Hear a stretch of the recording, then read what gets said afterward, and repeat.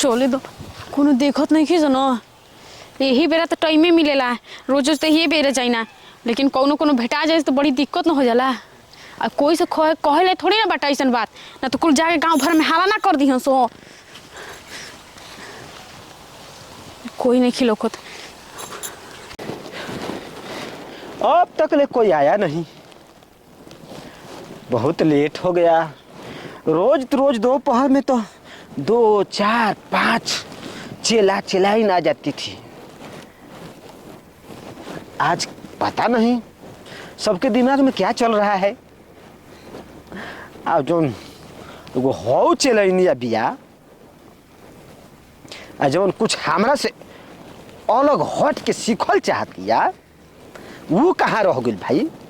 वो करे के तो हाजिर हो जाए कि हमरा के, लेकिन जब ओकरा कुछ पावे को होइए नहीं खे, खाली बाबा के आके दिखावे के बा तो हम का कर सकिना। जिसको कुछ पाना है तो समय गंवाना पड़ेगा, अब बेगर समय गंवले कुछ भेटाई ना। बाबा भी निकली ना भरे का बुझाता के अंदरे बानी कुटिए में। बाबा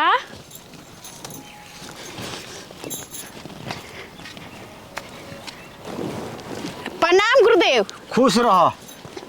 अच्छा ये बताबो तारा तो उनको चिंता फिक्र नहीं खे का भइल बाबा? हे तना लेट क के अइबू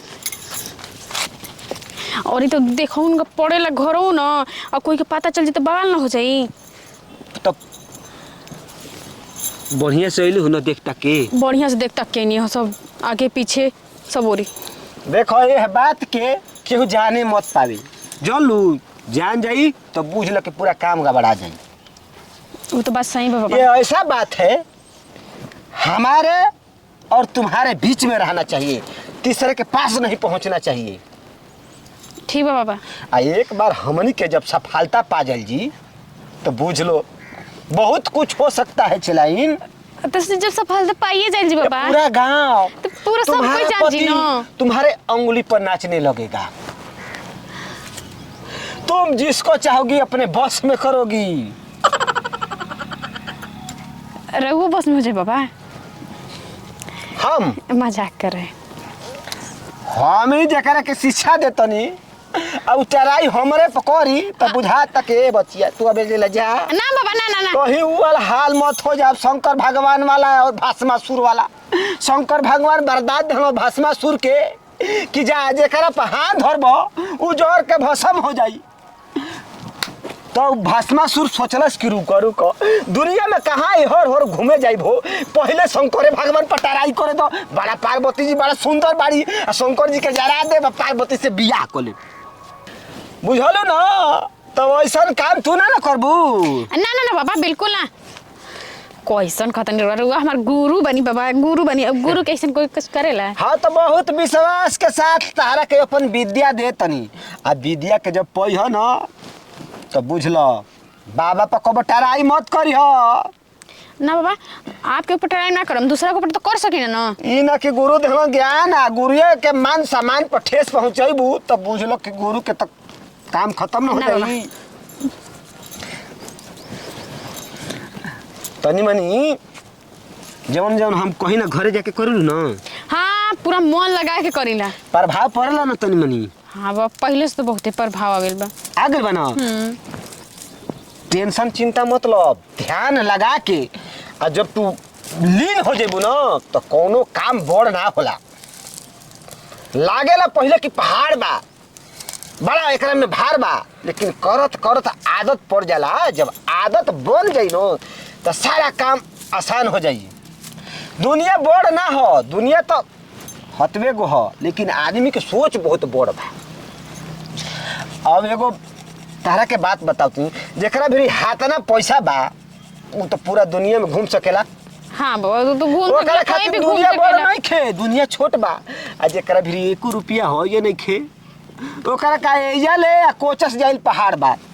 ओकरा दुनिया के बारे में पते ना चले कि दुनिया कितना बड़ी बा। तब वही से विस्तार से हम समझावत कोनो काम बड़ ना होला। करे वाला के लागे कि काम बड़ बाटे हमरा से ना होई, पहले ही जीव तोड़ देबू आ पीछे मुंह मोड़ लेबू तो काम पहाड़ हो जाई। ये मोर हमर मौगी रोज दोपहरिया में हरे आवेले।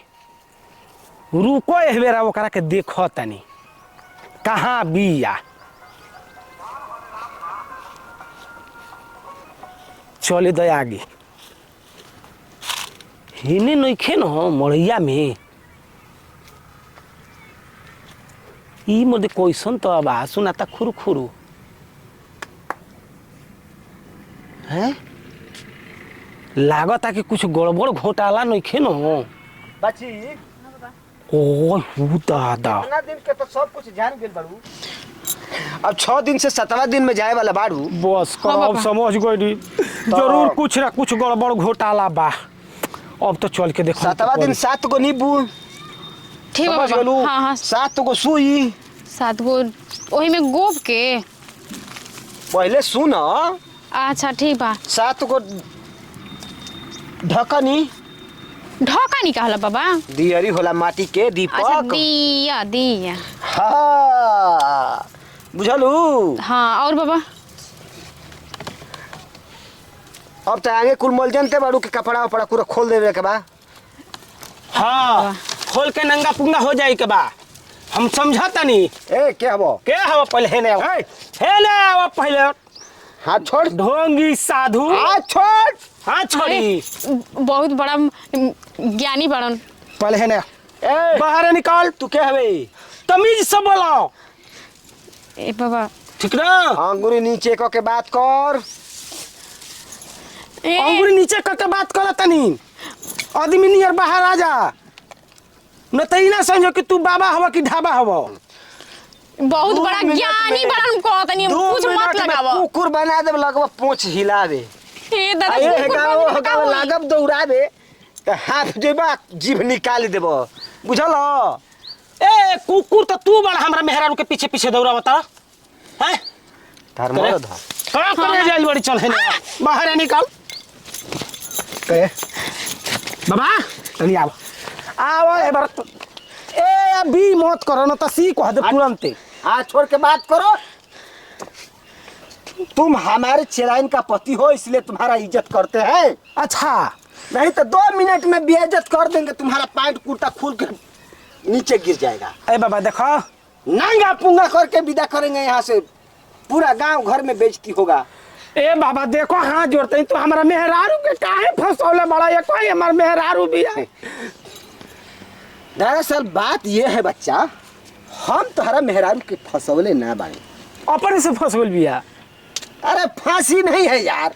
हाँ ये थोड़ा गुप्त बात है। गुप्त बात। हाँ, ये बात हमारे और तुम्हारी बीवी का बीच वाला बात है। अब तीसरा व्यक्ति जानेगा तो उसके लिए हानि पहुंचेगा। बात को थोड़ा गौर से समझो। मैंने बतावे लायक नहीं खे। नहीं बताने लायक नहीं है। ओ एकर मतलब हम समझ गइनी। एकर मतलब बहुत बढ़िया समझ गइनी। तो हम लोग के बीच में का पुआ पाक रहल बा। अब मैं हम समझ गइनी तू औघर बाबा हो। इहे कुल काम करत रह। जादू मंत्र सीख के केहू के मेहरारू पर लाइन मार दो। केहू के मेहरारू के पटा लो अपने में सटा लो। जबान संभाल के बात करो, नहीं तो अभी नंगा कर देंगे तो बुझ लो तुम्हारा क्या हाल होगा। अच्छा हाँ मैंने इतना पावर बा। दिखाए हम पावर। आई हेने बहरिया आई तनी निकली बहरिया आई निकल बहरिया निकली आई हेनिया करे हो। यही खातिर तू रोज दोपहरिया में चलब तरी कहिया ले चक्कर बा। बाबा कहतरन कि 2 आदमी के बीच के बात बा तीसर ना जाने के चाहिए।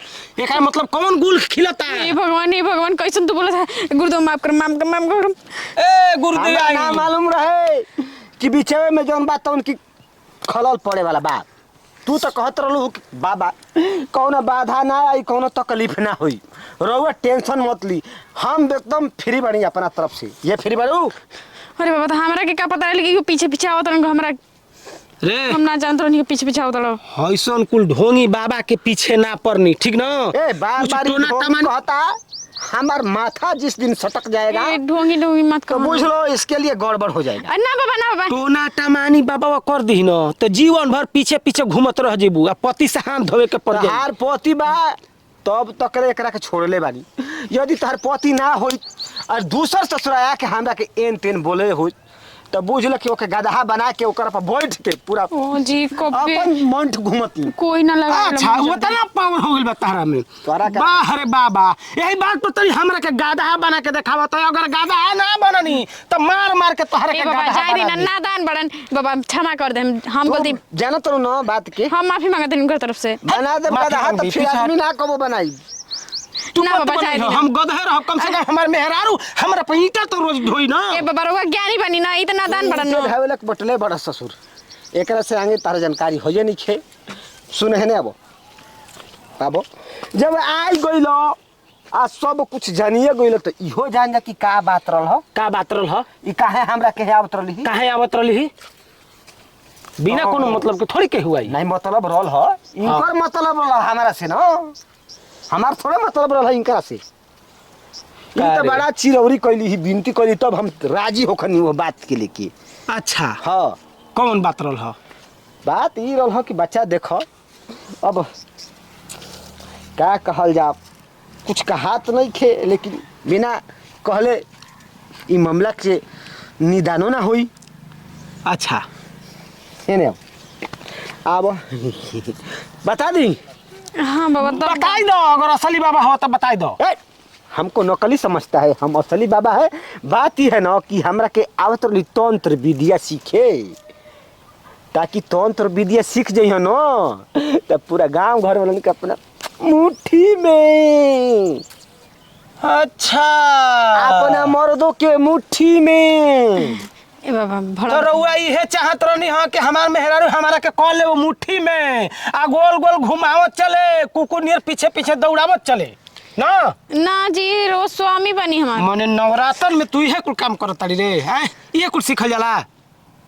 हम ना सिखाल चाहत नहीं लेकिन ई सीखे खातिर जिद कर रही एकदम कहत रही कि ना बाबा हमरा के सिखाई हम हूँ तंत्र विद्या सीखल चाहत नहीं। बड़ा हमार दुश्मन ढेर हो गइल बड़ो हमरा पति के ढेर परेशान करतन सन जितना कमातन उतना कुल मैं बेईमानी कर जतन सन कबो कबो रात खुन दो चार लाठी पिटियो देन हमरा मरद के। हां तो रोग भला ये कि नहीं करत रहनी का पता ई सीख ली तो जादू मार के हमारा के सुता दी अपन दूसरा और निकल जाई।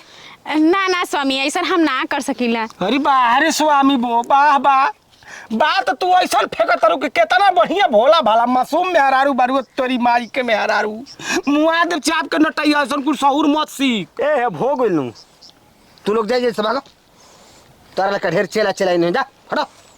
आज के बाद बाबा हमारा मेहरारू के मत बोलई हो ए। ई सब कुल गलती काम ना कइल जाला जे जौने कहि तोने सिखैबो। हम ना बोलली खुदे आवत रहली हमरा के दोषी ठहरइबो। रौरा ना बोलै त ई कैसे आई। ए दूर हटो।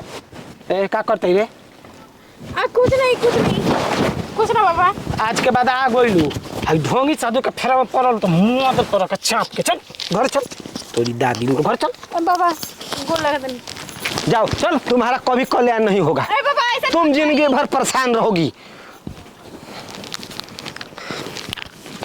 बड़ा न दुष्ट बाहू ये गजब बिया चले न्यू कहत रही है कि बाबा हम ऐसे छिप छपा के नहीं केहू देखिए ना पहले कर मर्द सब बात जान गई अब एजा रहलो बेकार बा धीरे धीरे पूरा भेद फूल जाई आ पूरा गांव घर जान जाई तो काम गबड़ा जाई। अब एजा ले अपन डेरा डंडी कबार की गईले में भलाई बाटे चले द गाँव वाला आवो सोन आ भीड़ लगाओ सोन एकरा से पहले भाग जाए हमरा के।